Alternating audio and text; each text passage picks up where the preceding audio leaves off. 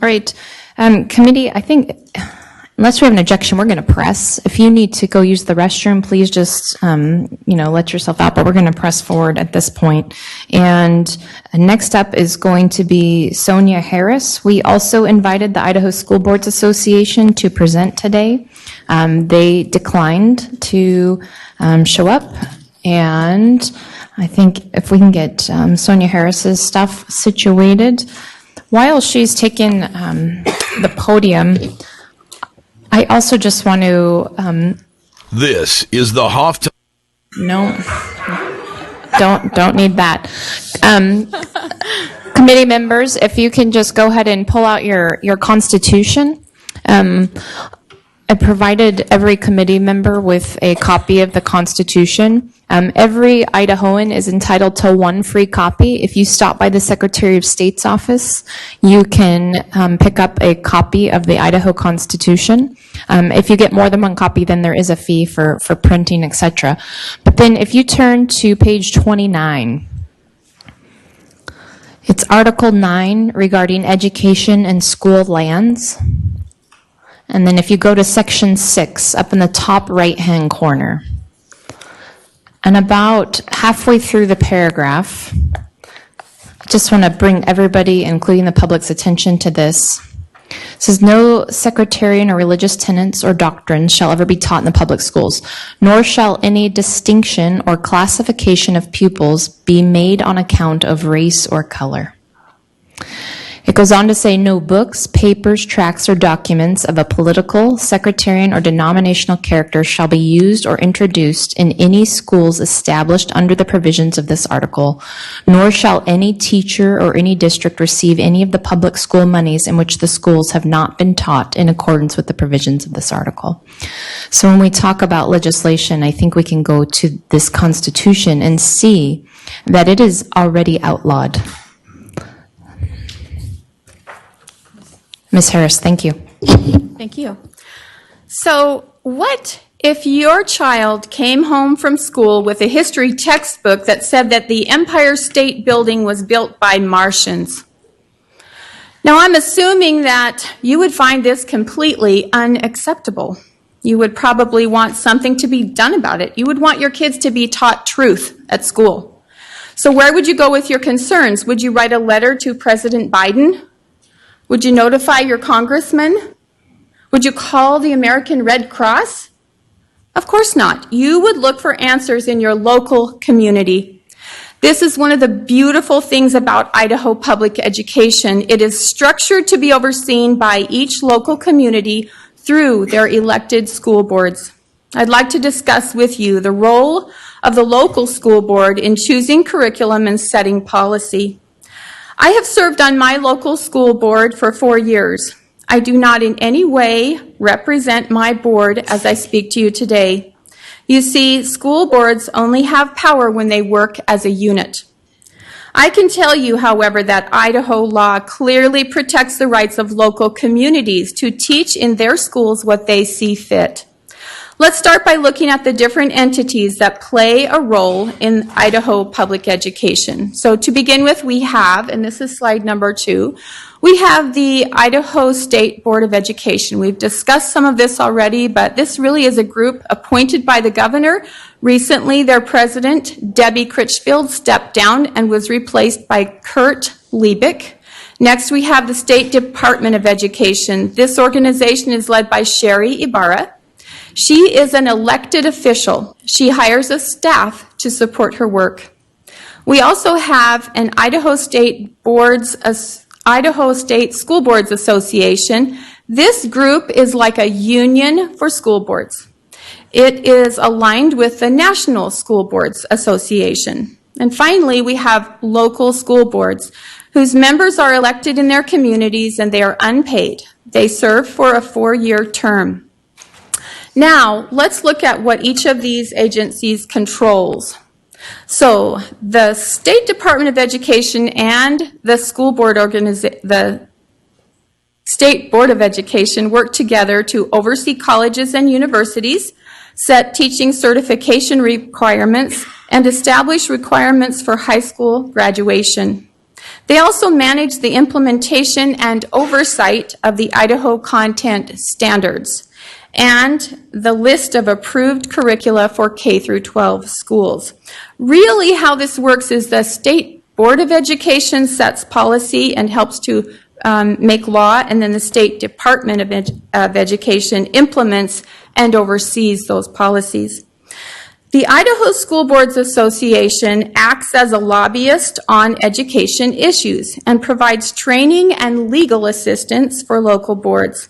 The ISBA in no way controls local school boards. In fact, local boards are not required to be members of the ISBA. The local board has the responsibility to manage the affairs of their local districts, including the choosing of curriculum and the setting of policy. You will remember that they are elected people who are therefore accountable to parents and patrons in their district. I didn't include here the legislature, but obviously they play a role in education. For instance, if they were to enact a new law that then would need to be implemented in the schools, that would be something that they would, play a part in. So now that we know the entities that make up the kind of power structure of Idaho public education, let's look at how this plays out at a local level. When a school district decides to invest in a new set of textbooks, they must follow Idaho Code 33-512A, which we're going to look at now. And we're going to look close at this because it might help you understand how you can actually get involved at your local level. I believe we can get you some copies of this later because it is kind of too small to see. But at the top, there's a section that I have not highlighted. It basically says that a school board, when they start to get new curriculum, they can choose a committee to work on that. So then the blue section says, such a committee shall contain a membership of at least 1/4 of which is persons who are not public educators or school trustees. This is where the public can get involved in new curriculum decisions. Now, if I were a community member who had a concern about keeping quality materials in my school district, I would contact my district office and ask about their curriculum adoption schedule. Most districts will have a plan for when each subject area will be reviewed to determine if a new curriculum is needed. This helps to ensure that current state standards are followed and the materials are not outdated. Once you know that adoption schedule, you can ask to be included on the Curriculum Adoption Committee. This will not guarantee that you will be placed on the committee, but it will give you a better chance. Some districts may not have curriculum adoption committees. In this case, you may want to attend a school board meeting, speak during the public forum, and suggest that they change that and begin having committees that would allow parents and patrons to have a part in curricular decisions. So the orange part of of this law, which is the next section, it says, all meetings of the committee, meaning those curriculum committees, shall be open to the public, and any member of the public may attend such a meeting and file written or oral objections to any curricular material under consideration. So if you go to the meeting and you're not a member of the committee, you just want to watch, and you say, I'm not sure I like what's happening here, then notify your school board about that, either in writing or show up in person to your school board meeting. If you're showing up in person to a school board meeting, I would call ahead and just kind of find out their rules. They probably have a time limit for you. They can let you know kind of the procedure that they use in their own district surrounding that. So finally, let's see, the last section, it's yellow. Many districts do something, first of all, this isn't in the law, but they do something called a pilot program. What this means is they bring in a curriculum and try it out for a year and let the teachers and the kids practice, and then they kind of review and say, did we like this? Do we want to purchase it? But part of the law requires that all materials being used in the schools, and this is the yellow part, both piloted and adopted, must be available for the public to inspect. This means that you should be allowed to read through every textbook, online resource, or other instructional materials used in your schools. And this would not just be things that are officially adopted. This would be anything, look at the law, it says used in the schools. So that would mean whatever teachers are choosing to use. The law also requires that each school district shall have on hand and available to the public the titles and publishers of all curricular materials. This would allow you to call the district office and get the information about what is being used without going into the office. If you have concerns about a particular program that your district or another you may have heard of being used somewhere else, you can simply call to find out whether or not it is for sure being used in your district. In my own district, we are strengthening our policy that goes along with this law 512A, 33-512A. We are considering, we haven't passed this policy yet, but we've had discussions about strengthening it so that those 1/4 of the members that are that aren't employed by the school, they must be parents of current students. Also, we are going to have a requirement that before any piloting takes place, it must be approved by the school board. This brings us to the topic of policy. School boards can set any policy they want. Usually school boards contract with a company that provides them with policy that has been reviewed by legal counsel. But if a school district wants to change that, they have every right, or if they want to leave it out, they can do that, or they can implement policy that is not suggested by whoever it is providing them with those. A school district could adopt a policy that would prohibit the teaching of critical race theory in any of their classrooms. We also, in our district, we have a superintendent who keeps us up to date in what is happening in the legislature, and sometimes he informs us of issues that we may want to address. For instance, we will be considering an opt-in policy for sexuality education. Each school board sets the policies that they feel are best for their district. You may remember that the State Department of Education and the State Board of Education work together to establish the minimum requirements for high school graduation. They manage the content standards, and they have a list of approved curriculum.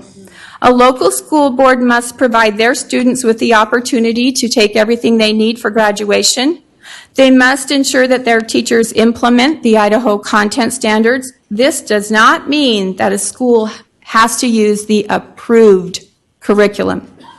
State Law 33-118.4, and we've already looked at 33-118 before, but specifically in point 4, it explains that each school district may adopt their own curricular material as long as it's consistent with the law and it helps students to learn the content standards.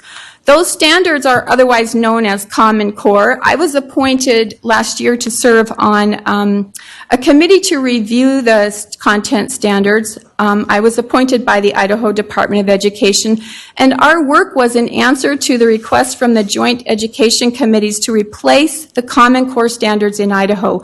This work is ongoing in English language arts, science, and mathematics. It is anticipated that the State Department of Education will present a new set of standards to the legislature at the first of the next year for approval. In the meantime, the current standards need to be used as a benchmark for what students need to know at the end of each grade level in each subject. But as we see in the law, each district gets to choose how those benchmarks or targets will be met. In fact, the Idaho House Education Chairman, Representative Lance Clow, in a recent interview with Idaho Freedom Foundation President Wayne Hoffman, described how local districts can choose to use curriculum that arguably is more rigorous than Common Core. Let's watch a short video that that is actually a piece of this interview. And I just want to give you a simple disclaimer. I have been accused of being a member of the Idaho Freedom Foundation. And this is untrue. To my knowledge, they have no membership. However, I really appreciate the hard work that they do, and I agree with many of their their ideas and policies, I suppose, but I in no way represent them. So we will now listen to someone who is arguably one of the most powerful people in Idaho education, and this is our House Chairman of the Education Committee, Representative Lance Clow. Did I say that right?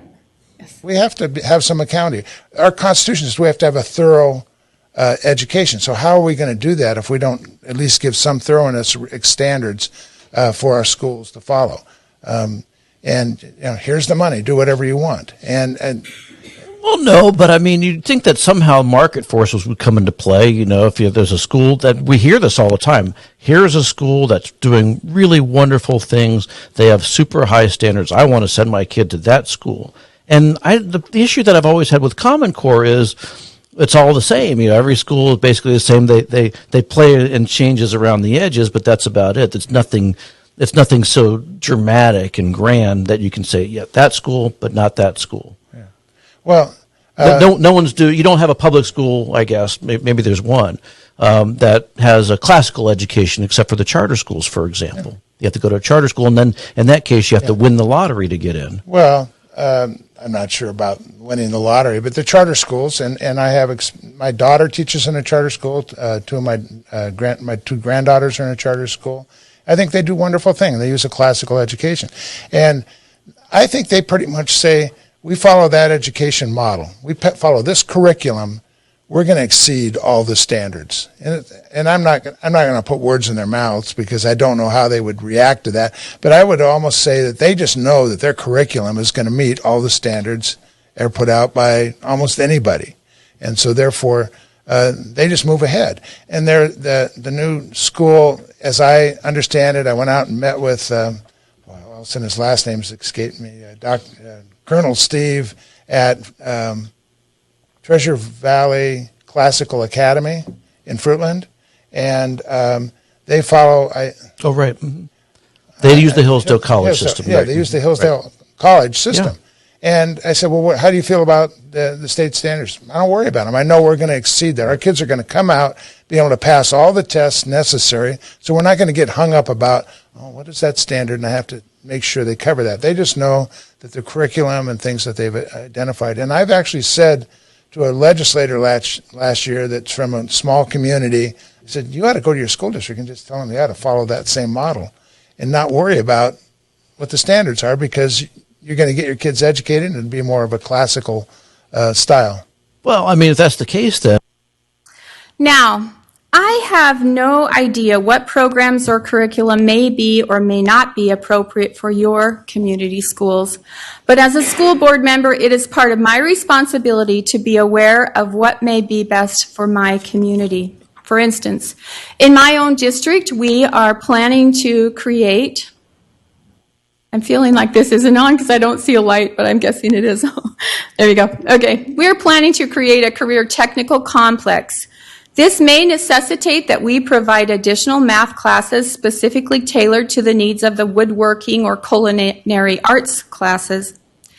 If I could describe for you my idea of the ideal school board and how they would oversee their district, first of all, I would tell you that school board members they're just real people. They have jobs, they have families, they're busy, and they need help. So in my ideal school district, there would be community members helping school board members to ensure complete transparency, not only through online access to a list of all curriculum, but also an outline or syllabus for each secondary class. I believe that parents have the absolute right to know what is being taught to their children. I would say that we should place the focus on solid reading, math, and science. We should teach kids how to think, not what to think. We should involve parents at every level of curricular and program decisions, obtain ongoing feedback from parents, and seek to ensure that what is taught in our schools reflects the values of the community that supports them. I would also say that we should provide students with a true, complete understanding of history, that they should understand the evils of slavery, and they should know about those who died to end it. We should also teach them about the various types of government and how those governments have affected their citizens. This vision would require more local involvement, which is something that I believe all school districts need. I would also support fewer regulations at the state level. This would mean only the bare minimum in the way of standards, rather than lengthy, detailed, and sometimes prescriptive requirements. I would keep the state completely out of the how in education. I would also discontinue the state requirements for all teachers to have discrimination training. We at the local level may actually want our teachers to look at students as individuals rather than members of a certain race or ethnicity. I believe that local control of schools has never been more important. We at the local level know the needs of our students. We can work closely with parents to ensure the best education opportunities for their children. Now, let's revisit the problem of the Martians building the Empire State Building. You have every right to bring concerns about the local curriculum to your school board. Attend their meetings, speak during the public forum section of the meeting, offer suggestions of how to fix the problem, give the school board members a printed handout to remind them of your remarks, get other community members involved. I have even heard of a community member in one area of our state who attends every school board meeting, prints up the minutes and kind of gives her summary and then posts it on social media. Whether you are concerned about misinformation about Martians, critical race theory, or how many parking spots are available at the elementary school, you have every right to get involved and let your voice be heard, and I would encourage you to do so. Thank you.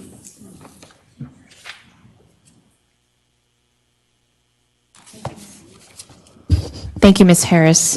Committee, any questions? Yes, sir. Go ahead. Madam Chair. I appreciate, it's more of an observation, I appreciate the comments that you've brought forward today. In particular, the opportunity for people across the strait to be a little more enlightened on school processes. Historically speaking,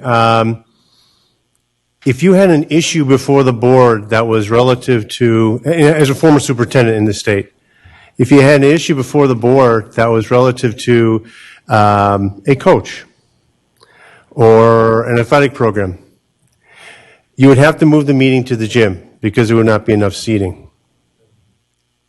Issues that were of curricular nature, there's nobody there. Now, I'm not saying that in all districts, but in many districts, and in the districts I was in, it was typically being in small rural districts, there was a strong bond of trust between their trustees and the superintendent, and that was a trust that was never tarnished in any way. But as we go on, and you have a lot of other districts where that participation by a lot of citizens just isn't quite there yet, I think this is a good opportunity to do that. And it just isn't on this issue. It's on all matters. It's on all matters of education. That there should be involvement. From the state constitution on down to local school board policy, everything is in place for everything to be addressed. Even if there are issues with individual teachers, there are policies, practices, and laws in place that can be taken up all the way up through Professional Standards Commission, especially if individuals are not following the law. So perhaps a function of this committee is just that, is one of enlightenment for involvement on the part of the citizens of this great state, to be involved with their school districts in promoting and developing a culture of education that is good and true for all of our students. And that includes everyone. Thank you, Madam Chair. Thank you. Reverend. Thank you, Madam Chair. Question for you. You mentioned you had the law up on the screen, and I didn't see any exception for proprietary materials, and yet we were told earlier that one curriculum provider said, "Oh no, we can't show you that because it's proprietary material." Is there an exception somewhere else? It doesn't appear to be. Mr. Wilson, Madam Chair, I have never heard of such a thing. All I know that is what the law says, and so I would say that would be inappropriate to use any material that was proprietary and not open to the public. Thank you. Any other questions? Ms. Harris, I think you have kind of been dealing with maybe some critical theory curriculum in your district. Do you want to speak at all to that, or would you prefer not to? Well, what I will say is that textbooks don't come with a label that says critical race theory. And different people have different opinions about what that looks like. And I think it's important to delve into what actually is in the textbooks. I have to be careful what I say today because I would guess that members of my community might be watching, and I will be voting tonight on an issue regarding that in my own district. But yeah, you have to look deeply, and sometimes it looks like one thing to one person and something else to another person, and sometimes there has to be, I believe, a little bit of a compromise in saying, okay, what is acceptable, and can we come together and say, let's not be so harsh that we won't allow any discussion about slavery. That would be wrong. And yet, you have to sometimes meet in the middle. Okay, thank you. Maybe we'll ask you next month. All right, thank you for your time. All right. Madam Chair? Oh, Quick, yes. just clarification question for you. I appreciate at the beginning of your comments, you made sure that you were speaking as an individual and not as a trustee. Thank you for that. On the posted agenda, though, it references the Idaho School Boards Association. Is that mean you're a representative of them, or are we just talking about them? Just want to clarify that. Thank you. I can go ahead and address that. Well, and maybe I'll let you do the same. But that was originally, and we didn't have them show up. And so we were trying to get the perspective, and her being a board member was kind of, but that's a member, who is a member of the association as a board member. So that was more of maybe but I'll let you, if you want to respond to that. Well, I would like to mention one more thing, if I could, related to that. So the Idaho School Boards Association, I think there was a question about how much training they provide. And I have always felt like I'm actually a bronze member of the Idaho School Boards Association. I've attended many trainings, but I feel like sometimes there's less emphasis on the power that we have and more emphasis on other things. So if I were to suggest a change for them, I would say, give us back our power and help us understand what that is. Okay, thank you. All right, we're just gonna, Reverend. I'll be quick. Thank you, Madam Chair. This is, in a way, I think you've already answered this question, but I just want to add something to what you said, because you said there was no reason why school classrooms, teachers, students, whatsoever, would not be allowed to discuss the history of race relations in American history. We've been accused, a lot of people have been accused of trying to suppress discussion, and honestly, if I thought that was what this board was about, I wouldn't want to be a part of it. I think we need to discuss it more rather than less. But is there any, if let us say that the legislature did actually ban critical race theory in the schools, is there any reason to suppose that discussion of race relations, and I mean honest, full-on discussion, would be banned or restricted? Thank you, Madam Chair. I don't think I'm the one to ask that. I don't really know. I think in a district, you have to be careful that you aren't breaking the law when you set policy. And so depending on what kind of policy you wanted to set, you can restrict teachers' speech because you hire those teachers. So obviously you can't have a teacher teaching about all kinds of human sexuality to third grade, right? So there is some oversight as far as what they can say, but I'm not sure legally exactly how that would look in policy. Okay, well then I'll just say, speaking for myself alone, if a move is made to ban critical race theory, and from what I've read about it, I've got some big problems with it. But I would say it's incumbent upon all of us, parents, students, legislatures, what have you. It's incumbent on all of us to say, look, we want to talk about it, but we want to talk about it honestly. Thank you, Ms. Harris. Okay, next up,